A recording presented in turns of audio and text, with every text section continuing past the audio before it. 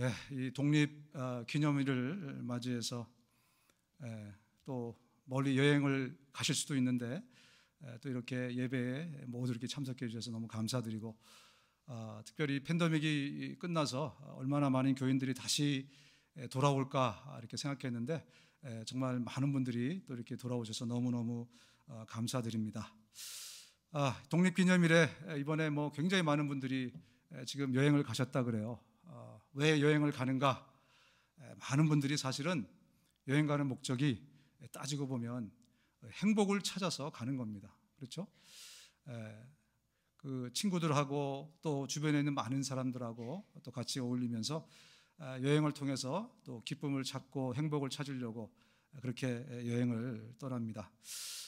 오늘 설교 제목을 이렇게 지어봤습니다.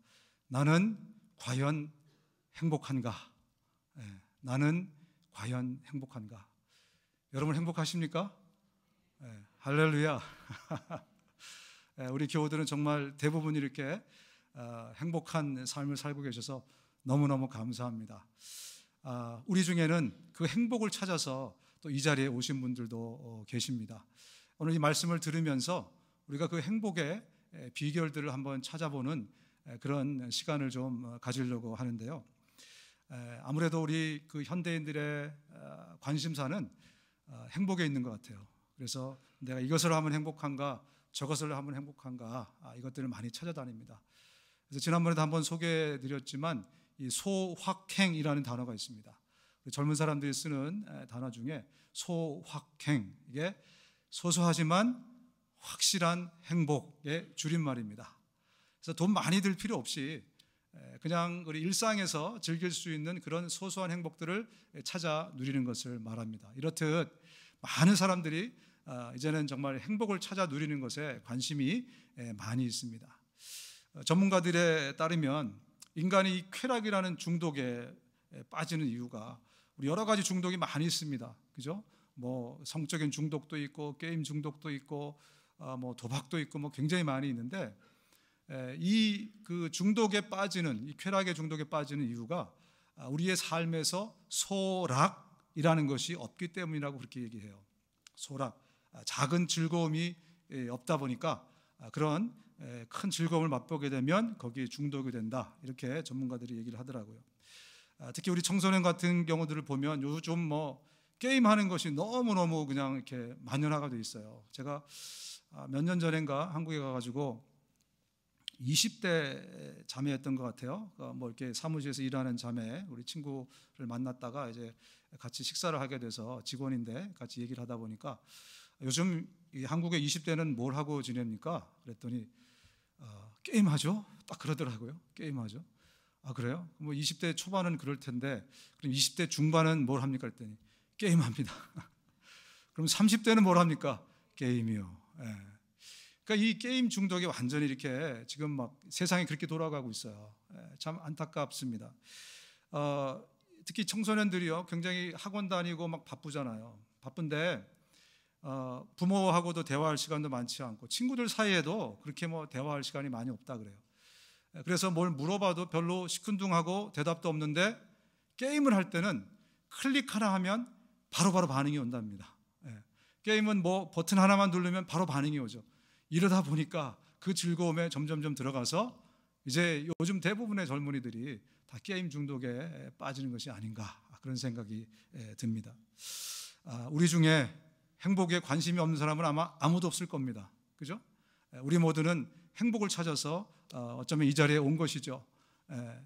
우리의 행복은 어떤 인스턴트 행복이 아니라 정말 참 행복이 무엇이냐, 그것을 찾아서 오늘 우리가 이 자리에 왔습니다. 오늘 본문을 통해서 그 참 행복을 얻는 그 비결을 여러분들이 오늘 이 말씀을 통해서 배워갔으면 좋겠습니다.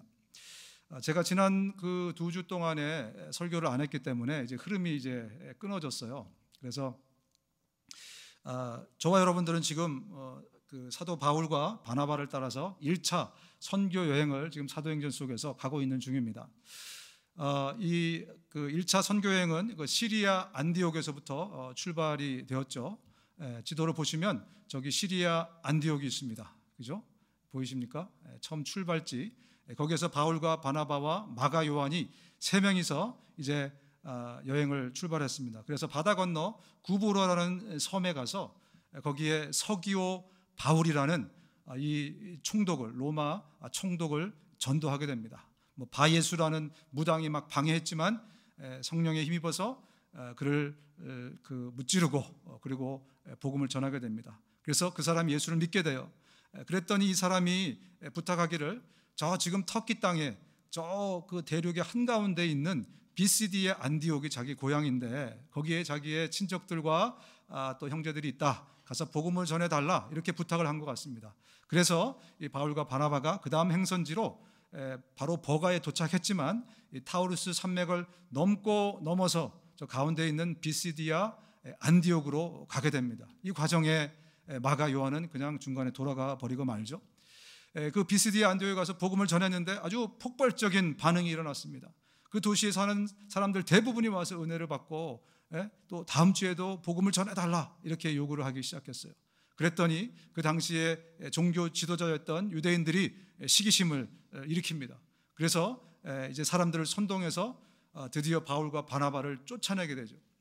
그래서 바울과 바나바가 그 다음 쫓겨나는 곳이 이고니온입니다. 이고니온. 그 이고니온에서도 복음을 전했습니다. 그랬더니 거기서도 많은 열매들이 나타났어요. 그런데 거기 있는 사람들도 사람들을 선동해서 바울과 바나바를 쫓아버렸습니다. 그래서 오늘 이 루스드라로 바울과 바나바가 이제 오게 된 것입니다. 그래서 오늘 이 본문의 장면은 이렇게 시작이 됩니다. 두 사도 바나바와 바울이 듣고 옷을 찢고 무리 가운데로 뛰어들어가서 소리질러 이르되 여러분이여 어찌하여 이런 일을 하느냐? 우리도 여러분과 같은 성정을 가진 사람이라 여러분에게 복음을 전하는 것은 이런 헛된 일을 버리고 천지와 바다와 그 가운데 만물을 지으시고 살아계신 하나님께 돌아오게 함이라. 오늘 이 본문을 이렇게 이야기한 것은 이 루스드라에 왔는데 여기는 유대인이 많지 않아서 회당이 없습니다. 그래서 광장에서 복음을 전했어요. 근데 거기 저쪽에 안진뱅이 한 사람이 있었는데 그 사람을 일으키는 놀라운 기적을 성령께서 행하신 것입니다. 그랬더니 이 루스드라에 있는 사람들이 깜짝 놀라면서 바울과 바나바에게 저 사람은 사람이 아니라 신이다. 제우스 신이고 하나는 헤르메스 신이다 라고 막 얘기를 하는 거예요. 그러면서 막 소를 잡아가지고 제사를 지금 드리려고 막 하는 중입니다. 그래서 바울과 바나바가 지금 이 사람들을 멈추고 여러분 이런 참담한 일을 하지 마십시오. 우리도 여러분과 같은 사람입니다. 우리가 섬겨야 될 대상은 바로 저 하나님입니다. 여러분들에게 하나님에 대해서 소개하겠습니다. 이런 내용이 오늘 본문의 첫 구절들입니다. 여러분, 인간은 왜 이렇게 신에 대해서 관심이 많을까요? 왜 우리 인간은 신을 늘 찾고 또 신을 섬기려고 하는 것일까? 우리 고대 문명들이 발달한 그런 유적지들이 발굴될 때마다 거의 동시에 발견되는 게 뭐냐면 토템이라는 겁니다. 토템이 뭔지 아시죠? 이 동물을 섬기거나 아니면 자연을 이제 숭상하는 것을 토템이라고 합니다. 역사 이래로 인류는 계속해서 신을 찾거나 아니면 신을 숭배하려고 계속해서 애쓰고 노력을 해왔습니다.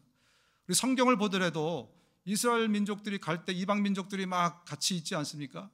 그런데 그 민족들이 각기 다 자신들의 신을 가지고 있습니다. 그래서 그들이 싸울 때는 이방 민족들은 어떻게 생각했냐면 신들과의 전쟁이다 이렇게 생각을 했습니다. 그래서 이스라엘 백성들이 싸울 때는 법궤를 앞세우고 나가요. 왜? 하나님이 싸우시라고. 그래서 신들과의 전쟁으로 그렇게 이해를 했던 것입니다. 이처럼 우리 인류 역사는요, 우리 인류들은 계속해서 신적인 존재를 찾고 또 찾아왔습니다. 없으면 신을 만들어서 섬겼어요. 그것을 우상이라고 합니다. 따라서 우상은요, 인간의 작품이에요. 우상은 인간의 작품입니다. 정말 진짜 신이라면 이미 존재했어야 되잖아요, 그죠? 진짜 신은 인간 이전에 이미 존재했어야 되는데 우리 인간들이 신을 찾다가 못 찾으니까 그들이 자신의 신들을 만들어서 섬기는 이런 일들이 벌어진 것입니다. 여러분, 성경은 성경은 진짜 신을 하나님이라고 우리에게 가르쳐주고 있습니다. 하나님이 진짜 신이라는 것, 그분이 이 우주 만물들을 만드시고 그리고 이 땅에 우리 인간을 만들어서 자신의 모습을 그대로 닮은 그 인간을 만드셔서 이 땅에 보내셨다고 성경은 우리에게 가르쳐주고 있습니다. 우리가 믿는 것은 바로 그 신, 그 하나님인 것입니다. 문제는 하나님이 우리 눈에 안 보인다는 거예요. 그래서 하나님이 우리 눈에 보이도록 자신의 아들 예수 그리스도를 인간의 몸을 입혀서 2000년 전에 인류의 역사 속에 우리에게 보내주신 것입니다. 그래서 예수님이 오시기 전의 역사를 BC라고 부릅니다. BC 몇 년? Before Christ.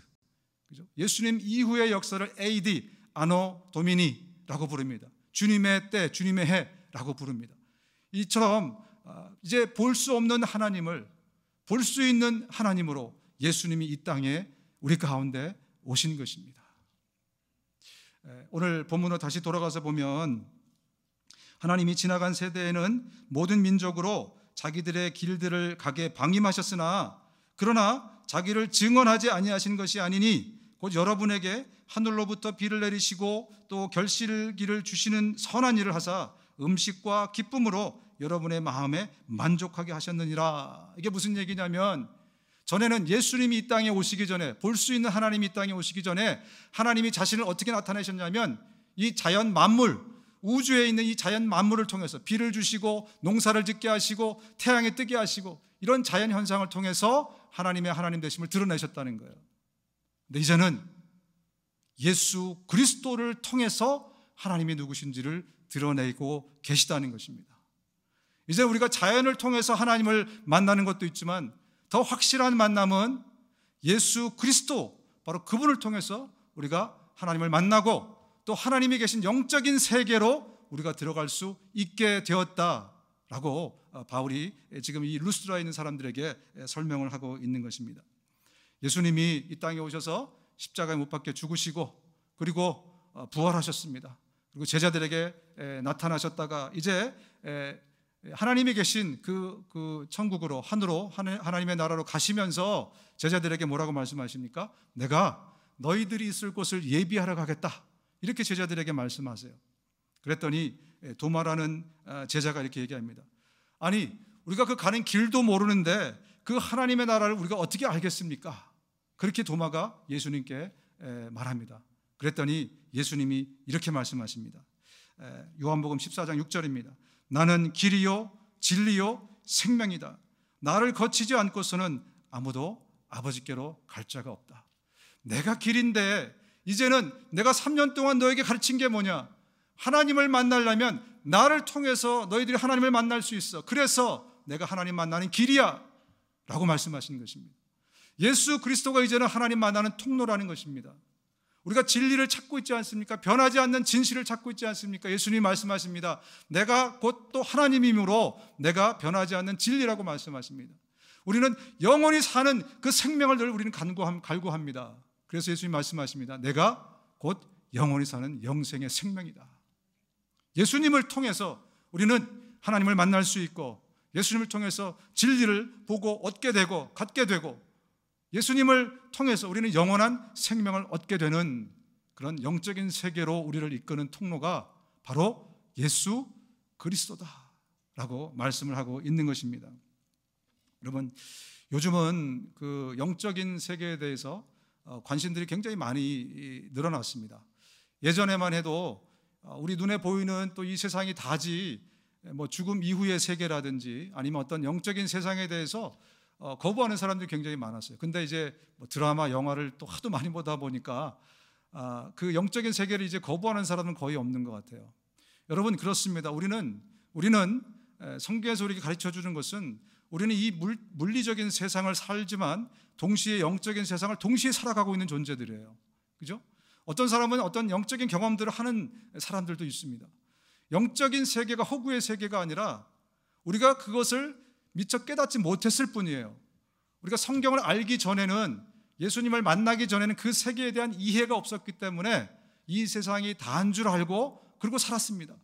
근데 예수님을 만나고 나니까 예수님이 우리를 그 영적인 세계로 우리를 인도해 주셔서 이제 저와 여러분들이 영적인 세계가 있다는 것을 분명히 깨달은 분이 여기 대부분 있을 겁니다. 그 영적인 세계는 예수 그리스도를 통해서 우리가 인도받는 것입니다. 예수 그리스도를 만날 때 그때 예수님이 우리를 영적인 세계에 비로소 제대로 눈뜨게 그렇게 하시는 것입니다. 이 영적인 세계를 우리가 몰랐기 때문에 우리는 그동안 굉장히 큰 손해를 보고 사실은 살았습니다. 그 손해 중에 가장 큰 손해가 뭔가? 가장 큰 손해는 유사 행복에 속아서 살았다는 거죠. 비슷하긴 한데 진짜 행복이 아닌 그 행복에 우리가 그 행복이 다인 줄 알고 그게 진짜 행복인 줄 알고 그렇게 살았다는 것입니다. 예수님을 만나면 예수님이 우리가 생각했던 그 행복이 그게 다가 아니라는 것을 우리에게 가르쳐 주십니다. 왜냐하면 우리가 예수님을 통해서 영적인 눈을 뜨게 되면 진짜 행복을 우리가 맛보고 경험하게 되기 때문에 그래요. 지금도 세상에 많은 사람들이 이 행복의 파랑새를 찾으러 다닙니다. 왜 그러냐면 그들은 아직까지 이 진짜 행복은, 참 행복은 영적인 것에 나온다는 것을 모르기 때문에 그렇습니다. 저와 여러분들은 다 깨달으셨나요? 여러분들은 다 알고 계신가요? 우리의 참 행복은 이 세상에서 오는 어떤 물리적인 것에서 오는 것이 아니에요. 우리의 본질인 우리의 영혼, 바로 그 영혼으로부터 우리는 그것을 얻게 되는 것입니다. 그래서 정말 우리 정말 진짜 행복을 찾기를 원하신다면 바로 그 영적인 것에서 여러분들이 행복을 찾으셔야 됩니다. 우리의 육신이 어떤 그 필요가 채워져야 우리는 행복감을 느끼지 않습니까? 우리의 영혼도 마찬가지입니다. 우리의 영혼도 이 영혼을 만족시켜 줄 수 있는 어떤 영적인 이 필요가 채워져야 우리가 비로소 행복을 맛보게 되는 것입니다.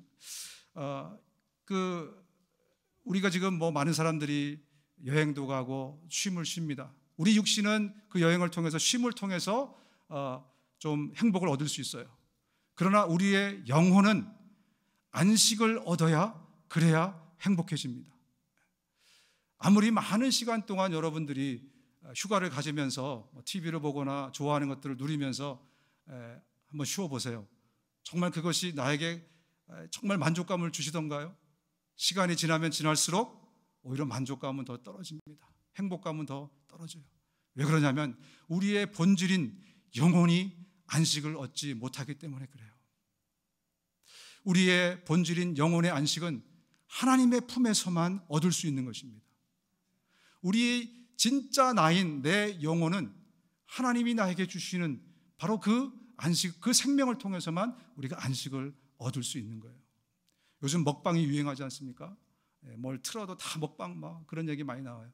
보면 먹는 것이 참 우리에게 행복을 가져다 줍니다. 맛있는 걸 먹는 것. 그러나 우리의 본질인 영혼은 하나님의 말씀을 먹지 못하면 그러면 늘 갈증이 있고 늘 배고프고 늘 허기져 있는 거예요. 그래서 뭔가 맛있는 것을 많이 먹어도 나중에 배부르고 나면 기분 나빠 이렇게 얘기하는 사람들이 많습니다. 우리의 본질인 영은 영적인 것으로 만족되어야 그래 행복감이 있습니다. 그런데 우리는 여태까지 우리의 육신의 만족에만 우리가 계속 신경을 써왔어요. 그렇죠? 우리 육신이 만족하면 내가 행복할 것이다. 그래서 영적인 필요에 대해서는 여태까지 생각하지 못하고 살았기 때문에 우리가 행복을 얻는 그 행복은 반쪽짜리 유사 행복이었다는 것입니다. 내 본질인 영혼이 정말 하나님으로부터 그 행복을 얻을 때 우리는 참 행복을 누릴 수 있습니다. 이 길로 우리를 인도하시는 분이 바로 예수 그리스도라는 거죠. 바로 그 예수 그리스도를 우리가 내 삶의 주인으로 모시고 그 예수 그리스도를 우리가 믿는 것입니다. 그 사람들을 그리스도인이라고 우리는 부릅니다. 예수님이 그 오병이어라는 기적이 이제 성경에 나오잖아요. 오병이어의 기적을 베푸시기 전에 이렇게 말씀합니다. 예수께서 나오사 큰 무리를 보시고 그 목자 없는 양 같음으로 인하여 불쌍히 여기사 이에 여러 가지로 가르치시더라. 예수님이 오병이어의 기적을 일으킬 때 사람들을 보니까 목자 없는 양처럼 막 비실대고 있고 굉장히 이렇게 피폐한 그런 사람들을 보게 됩니다. 그래서 예수님이 오병이어의 기적을 일으키기 전에 먼저 하신 일이 뭡니까? 먼저 하신 일은 바로 말씀을 가르치는 거예요. 지금 읽어드린 대로 먼저 말씀을 여러 가지로 가르치시더라 이렇게 말씀하고 있어요. 그리고 나서 저들의 영에게 먼저 먹을 것을 주고 그 다음에 그리고 오병이어의 기적을 일으켜서 사람들의 배를 채우신 것입니다. 이렇듯이 우리의 참 행복은 하나님으로부터 우리의 영이 만족되어야, 우리의 영이 행복해야, 그래야 우리가 참 행복을 누릴 수 있다는 것입니다. 다시 우리 본문으로 돌아가면요, 14장 18절에 이렇게 말하여 겨우 무리를 말려 자기들에게 제사를 못하게 하니라. 막 제우스라고 헤르메스라고 하면서 막 지금 제사를 드리려고 했을 때 바울과 바나바가 그 사람들을 못하게 그렇게 제사를 말렸다는 그러한 말씀입니다. 이 세상 사람들은요, 바른 대상을 가르쳐 주지 않으면 아무거나 막 섬깁니다. 신을 찾지 못하면 자기들이 만들어서라도 섬겨요. 왜 그렇습니까? 우리 안에는 불안의 문제가 있기 때문에 그래요. 저와 여러분 안에는 내가 해결할 수 없는 불안의 문제가 있습니다. 왜냐하면 우리는 죽기 때문에 그래요. 죽음이 우리 안에 있습니다. 그래서 죽음을 부인할 수 있는 사람은 아무도 없어요. 근데 그 죽음의 파생품, 그 죽음의 프라닥이 뭐냐면 어떤 두려움입니다. 이것은 인간이 스스로 해결할 수 없어서 신적 존재를 찾는 거예요. 그래서 그 나보다 월등히 힘이 센 그 존재가 이 문제를 해결해 주지 않겠는가? 그래서 신을 찾는다고 합니다. 또 한 가지는 필요의 문제가 우리 가운데 있기 때문이라고 합니다. 우리는 이 육체를 입고 있는 동안에 뭘 먹어야 돼요. 뭘 마셔야 돼요. 옷을 입어야 됩니다. 우리 삶에 필요한 여러 가지 것들이 있는데 이 세상에 재화는 다 리밋이 되어 있습니다. 그러니까 나보다 능력이 많은 어떤 존재가 내가 원하고 필요할 때 그것들을 다 채워주기를 바라고 원하는 것입니다. 그래서 신적인 존재를 찾는다 그래요. 근데 무엇보다도 우리가 계속해서 신적인 존재를 찾는 것은 우리가 영적인 존재이기 때문에 그렇습니다. 나의 본질이 영이기 때문에 그래요. 그래서 우리의 육체의 어떤 만족을 위해서, 어떤 육체의 필요를 위해서 우리가 살아가듯이 우리의 영혼도 영적으로만 채워져야 될, 그래야만 체험을 당하는 우리의 영이 나의 본질이기 때문에 우리는 계속해서 신적인 존재를 찾는 것입니다. 그래서 많은 사람들이요, 지금도 그 존재를 찾고 있어요. 사실은 밖에 나면 수많은 사람들이 그것을 찾고 있습니다. 그래서 중요한 것은 뭐냐면 먼저 바른 대상을 찾은 저와 여러분들이 어떻게 하느냐가 중요한 것입니다. 저와 여러분들은 먼저 그 바른 대상 하나님을 찾지 않았습니까? 그래서 이 다음부터는 우리에게 그 책임이 달려 있다는 것입니다. 여러분, 다른 것은 몰라도 생명에 관한 것은 알면서도 안 가르쳐주면 그것은 범죄가 됩니다. 생명에 관한 것은 내가 알면서도 안 가르쳐주면 그것은 범죄가 돼요. 일반 사람은 유독한 그 생명이 지금 위독한 사람이 있습니다. 일반 사람은 어떻게 할 수가 없어요. 그러나 내가 생명을 살릴 줄 아는 의사이면서도 그것을 이그노를 하고 그냥 가게 되면 그것은 범죄 아닙니까? 그죠? 그것은 죄입니다.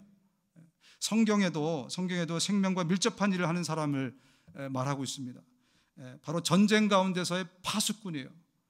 전쟁이 일어났을 때 파수꾼의 역할이 굉장히 중요합니다. 우리 같이 한번 읽어볼까요? 에스겔서 33장 6절입니다. 에스겔 33장 6절 시작.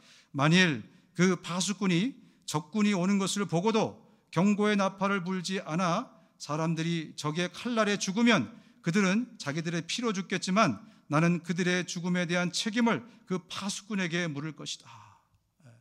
에스겔서 3장에 보면 더 무시무시하게 표현이 되어 있습니다. 에스겔서 3장에는 그 핏값을 너에게서 취할 것이다. 저와 여러분은 정말 우리가 바르게 섬겨야 될 대상이 누군지를 이미 알고 있는 사람들입니다. 그런데 우리가 그것을 알면서도 내 주변에 있는 이웃에게 그것을 가르쳐주지 않는다면 이 무시무시한 이야기를 성경에서 하고 있는 것입니다. 핏값을 너에게서 물을 것이다. 바울이 3차 선교 여행까지 다 마치고 예루살렘으로 돌아오는 길에 밀레도라는 도시에 이제 옵니다. 그러면서 저 에베소에 있는 장로들을, 요즘 말로 하면 목사들을 불러서 마지막 얘기를 할 때 이렇게 얘기합니다. 오늘 내가 여러분에게 분명히 말해두지만 여러분 가운데 누가 멸망당한다고 해도 그것은 내 책임이 아닙니다. 왜냐하면 내가 하나님의 모든 계획을 하나도 남김없이 다 여러분에게 전해줬기 때문입니다.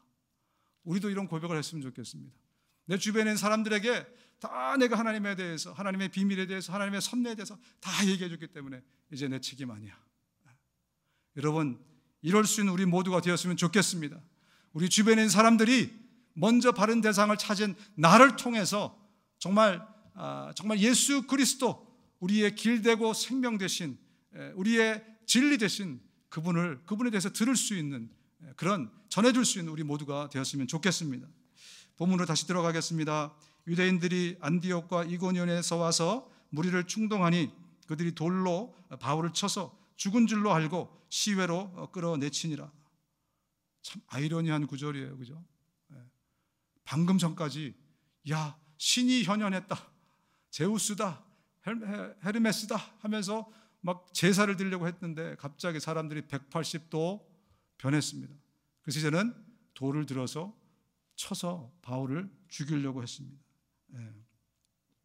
왜 이런 이해가 안 가는 일이 발생하는 것일까? 여러분, 이 루스드라에 있는 사람들이 바울과 바나바를 인간적으로 좋아서 제사를 드리려고 했을까요? 전혀 아니죠. 그들이 바울과 바나바에게 기대했던 것은 뭡니까? 자신들의 욕구를 채워줄 수 있는 신이라고 생각했기 때문에 그래요. 막 안전벨기를 일으켜버리니까 지금 신이 현현했다, 그렇게 생각을 하는 거죠. 그래서 자신들의 어떤 필요를 채워줄 수 있는 존재로 생각을 했는데 알고 보니까 성정이 같은 인간이다, 나는 너희와 똑같다, 그러니까 180도 돌변해 버리는 것입니다. 이것이 바로 인간입니다. 여러분, 이 루스드라는 지금 뭐 사람들이 기적을 일으키니까 바로 저거는 제우스다, 뭐 헤르메스다라고 얘기할 정도로 이 로마 신화에 나오는 12신들을 가지고 그걸 만들어 가지고 파는 그런 비즈니스가 굉장히 성행했던 것 같아요. 이 당시 고대 지방에는 그런 비즈니스가 굉장히 많았습니다. 그래서 이 12개나 되는 신들을 막 팔아서 그렇게 비즈니스를 하고 있는데 바울과 바나바가 나타나더니 장사가 안 되기 시작하는 겁니다. 자신들에게 행복을 주는 바로 그 우상들, 그것이 돈을 만들고 그 돈이 나에게 행복을 주는 그런 존재였는데, 그런 행복의 신이었는데 지금 바울과 바나바가 복음을 전하자 그 비즈니스가 안 되기 시작한 거예요. 그래서 화가 나는 것입니다. 그래서 이 일단의 무리들이 또 오지 않습니까? 그들과 합세해서 바울과 바나바를 지금 돌로 친 것입니다. 나에게 행복을 주는 그 돈신을 뺏어갔기 때문에 그렇습니다. 이와 비슷한 일이 사도행전 19장에도 나옵니다. 여러분 아시는 것처럼 이 에베소 지역은 아데미 신상이 굉장히 유행했어요. 아데미 신, 여신. 그 아데미 여신을 만들어서 그 굉장히 큰 비즈니스를 에베소에서 하고 있었는데, 마치 우리 한인타운에 자바 시장이 뭐 경제를 다 돌리듯이 그런 큰 역할을 했던 것 같습니다. 그런데 바울이 와서 복음을 전하니까 장사가 안 되기 시작합니다. 그랬더니 이 데메드리오라는 사람이 같이 일하는 업계의 사람들을 모아가지고 사람들을 선동하기 시작합니다. 그래서 그 큰 극장에 막 수백 수천의 사람들이 한꺼번에 막 몰려가서 아데미 신은 위대하다, 아데미 신은 위대하다. 성경을 보면 그 수천 수만의 사람 중에 굉장히 많은 사람들이 왜 그걸 외치는지도 모르고 거기 들어갔다 그래요. 그 정도로 엄청난 소동이 일어나는데 왜 그렇습니까? 자신들에게 행복을 준다고 믿는 그 돈신, 바로 그것이 더 이상 역할을 하지 못하게 그렇게 만들었기 때문에 그들이 화가 난 것입니다. 여러분, 참 행복은 예수님을 통해서만 옵니다. 우리의 본질이 행복해야 우리의 육체도 행복하기 때문에 참 행복은 예수님만이 주실 수 있다는 것을 여러분들이 분명히 이해하셔야 됩니다. 그런데 2000년 전뿐만이 아니라 지금도 많은 사람들이 나에게 행복을 주는 것은 바로 그 만몬, 돈신, 바로 그것이라고 생각합니다. 왜냐하면 이 시대에 우리가 살아가면서 다 경험하지만 돈이면 안 되는 일이 거의 없습니다. 돈이면 아무리 힘들고 어려운 일도 돈이면 해결되는 그런 많은 것들을 봤기 때문에, 그것들을 경험했기 때문에 돈이 신이라고, 나에게 행복을 주는 신이라고 많은 사람들이 믿고 있는 것입니다.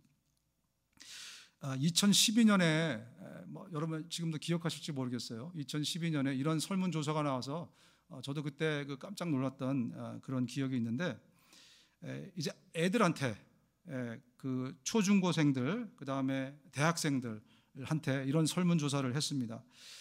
감옥에서 죄 짓고 1년을 살면 10억을 줄게. 너 죄 짓고 감옥 갈래? 그럼 너 죄 안 지을래? 이렇게 설문조사를 한 겁니다. 여러분이라면 어떻게 하시겠어요? 죄를 짓고 감옥 가서 1년만 있으면 10억을 준다는데 그러면 어떻게 하시겠냐고. 근데 이 아이들이 이렇게 대답을 했습니다. 초등학생들이 12%가 나 감옥 가겠다. 죄 짓고 감옥 가겠다. 중학생은 28%, 고등학생은 44%, 대학생들이 51%였습니다. 나이가 들수록 10억? 오케이. 나 죄 짓고 나 1년만 있으면 되는데, 이런 생각을 갖게 된다는 거예요. 그런데 더 문제가 뭔지 아십니까? 2012년 조사잖아요. 2013년에도 조사하고 2014년에도 똑같은 조사를 했답니다. 근데 해가 갈수록 10%씩 다 늘은 거예요. 10%씩. 아까 초등학생이 12%라 했잖아요. 다음 해에 22%, 그 다음에 32% 느는 거예요. 돈이 우리에게 행복을 준다고 믿고 있는, 돈이 신이라고 믿고 있는 그 사회에 우리가 살아가고 있습니다. 그러나 돈은 결코 저와 여러분들에게 행복을 줄 수가 없습니다. 뿐만 아니라 우리 인간은 스스로 행복을 만들어낼 수도 없는 존재입니다. 여러분, 우리가 웃잖아요. 웃어. 혼자 막 웃어보세요. 사람들이 가다가 나를 보고 저 사람 이렇다 이렇게 얘기할 정도로 웃음 자체도요, 내가 만들어내지 못해요. 코미디 프로를 봐야 그래 웃습니다. 누가 나를 웃겨줘야 웃는 존재가 바로 인간이에요. 그런 인간이 어떻게 내 안에서 스스로 행복을 만들어낼 수 있겠습니까? 돈도 행복이 아니고 나도 행복을 못 만들어내요. 그리고 이 땅에서 우리가 생각하는 그 내 육신의 필요를 채워주는 그 존재들, 그것들이 우리에게 참 행복을 줄 수도 없어요. 더 큰 자극을 우리는 원합니다. 요만큼 자극을 우리에게 줬을 때 행복감이 있어요. 근데 그것이 얼마 지나면 그 효용 가치가 떨어집니다. 더 큰 자극이 와야 돼요. 자꾸 더 높아집니다. 그럴 뿐이지 참 만족은 줄 수가 없습니다. 우리에게 만족을 주는 것은 무엇인가? 우리에게 만족을 주는 것은 무엇인가? 두 번째 비결이 뭐냐면요, 두 번째 우리에게 참 행복을 주는 것은, 우리 성경이 우리 믿음의 조상들의 삶을 통해서 우리에게 가르쳐 주는 것은 바로 우리가 하나님이 나를 통해서 하나님이 행복해지실 때 우리는 행복의 극치를 누릴 수 있게 된다는 겁니다. 이게 성경을 통해서 우리 조상들의 삶을 통해서 우리에게 보여주는 거예요. 우리의 영이 언제 가장, 우리의 본질이 언제 가장 행복할 수 있느냐? 나를 통해서 하나님이 행복해 하실 때, 그때 우리 피조물도 가장 큰 행복을 누리게 된다는 것입니다. 여러분, 우리가 부모로서, 우리 자녀를 대하는 부모로서 언제 가장 여러분 행복하십니까? 자녀들이 나 때문에, 내가 고생하고 힘들지만 나 때문에 행복해 할 때, 그때 가장 큰 행복 여러분 누리지 않습니까? 그래서 이런 말이 있잖아요. 우리 자식 입에 밥 들어갈 때보다도 행복할 때 없다고. 그죠? 자식 입에 밥 들어가는 것이 그렇게 행복하다. 그 말이 왜 나옵니까? 부모로서 보면 가장 행복할 때는 자녀들이 나 때문에 행복해 할 때. 여러분, 부부 관계는 어떠세요? 언제 부부가 가장 행복합니까? 부부로서 나 때문에 배우자가 행복할 때. 그죠? 우리 그런 면에서 우리 실로암 목장에 계신 그 75세가 지금 거의 평균 연령이신데 이 비밀을 진짜 깨달으신 것 같아요. 그래서 와이프들이 뭐 해달라고 하면 네 마님 그러면서 그냥 막 그렇게 해가지고 그걸 보면서 야, 진짜 비밀을 진짜 깨달으신 분이다. 내 거 이제 고집하지 않고 완전히 딱 낮아주셔가지고 네, 네. 그렇습니다, 여러분. 부부로서는 그래요. 언제 내가 정말 행복합니까? 배우자가 행복할 때. 피조물로서는 어떻습니까? 우리는 모든 피조물입니다. 나 때문에 하나님이 행복하실 때 우리는 가장 극치의 행복감을 느끼게 된다는 것. 이제 저는 그래서 예전에는 그렇게 생각했어요. 하루에도 몇 번씩 내가 오늘 하루를 살면서 행복했나? 생각을 그렇게 늘 했습니다. 뭐 내 기분은 어떻고 감정은 어떤고 이런 걸 중간에 계속 점검을 했던 것 같아요. 근데 얼마 전부터는 제가 무엇을 질문하기 시작했냐면 나 때문에 하나님이 행복하셨나? 오늘도 나 때문에 하나님이 행복하셨나? 그것을 저는 점검하면서 그렇게 살게 됐습니다. 여러분도 하루를 살아가시면서 나 때문에 하나님이 행복하셨나? 나는 행복했는데 하나님이 행복하지 않으셨다면 그럼 우리는 반쪽짜리 행복을 갖고 있는 것입니다. 나 때문에 하나님이 행복하셨다면 그날은 우리가 fully 정말 가장 큰 행복감으로 가장 큰 행복으로 산 그런 하루였다는 거죠. 그 고린도 교회에 있는 사람들이 자꾸 이 거짓 선지자들한테 자꾸 속는 거예요. 거짓 선지자들이 이런 자랑도 하고 저런 자랑도 하니까 거기에 그냥 막 넘어갑니다. 그랬더니 바울도 이렇게 얘기합니다. 나도 자랑 한번 하겠다 이러면서 고린도 후서 11장에 이렇게 얘기합니다. 그들이 그리스도의 일꾼이냐 정신없는 말을 하거니와 나는 더욱 그러하도다. 내가 수고를 넘치도록 하고 옥에 갇히기도 하고 갇히기도 더 많이 하고 매도 수없이 맞고 여러 번 죽을 뻔하였으니 유대인들에게 40에 하나 감한매를 5번 맞았으며 3번 태장으로 맞고 1번 돌로 맞고 오늘 루스라에서 돌로 맞았잖아요, 그죠? 3번 파선하고 일주일을 깊은 밭에 지냈으며 이게 무슨 자랑입니까, 여러분? 고생한 게 이게 무슨 자랑이에요? 근데 바울이 나도 한번 자랑할게 하면서 이 자랑을 합니다. 바울은 이 비밀을 진작에 깨닫고 있었던 거예요. 우리 영적인 삶을 사는 사람들은 언제 가장 행복해지는가? 하나님이 행복해질 때. 내가 하나님 대신해서 고생하는데 하나님이 행복해질 때, 그때 가장 행복해진다는 것을 이 비밀을 깨달은 것입니다. 여러분 오늘 본문을 보면 바울이 돌에 맞잖아요. 바울이 돌에 맞습니다. 설교를 준비하면서 하나님 이렇게까지 하셔야 됩니까? 그런 생각을 제가 했습니다. 죄송하지만 여기 와서 복음 전하는 것만 얼마나 힘들어요. 이역만리에 와가지고 배 타고 뭐 배멀미 그 장난도 아니었을 것이고 또 풍토병에다가 뭐 그 강도도 만나지 뭐 하여튼 날씨도 안 좋지 너무 힘든 이 가운데 복음을 전했으면 하나님이 이 정도까지 가게는 안 하셔야 되는 게 아닙니까? 솔직히 제가 인간적인 마음으로 그런 생각이 좀 들었어요. 왜 하나님이 가만히 계셨을까? 바울은요 예수님이 맞을 돌팔매를 대신 맞은 겁니다.